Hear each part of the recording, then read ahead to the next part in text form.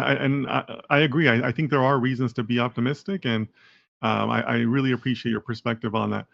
So, as a reminder, guys, you are welcome to include your questions in the chat for Kyle.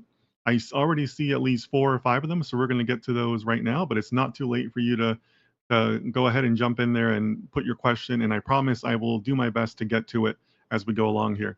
Uh, but before we get to those questions, Kyle, so I'd love to know a little bit more about your personal websites or your personal endeavors right now. Where can people find you after this? I believe you have a website going.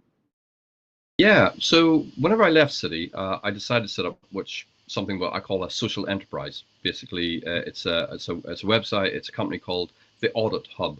So you'll find it at www.theaudithub.co.uk.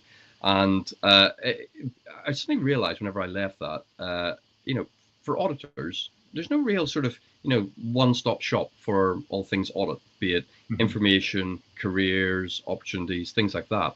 And I wanted to create something to help support the audit community, because I will tell you, the internal audit community is fantastic.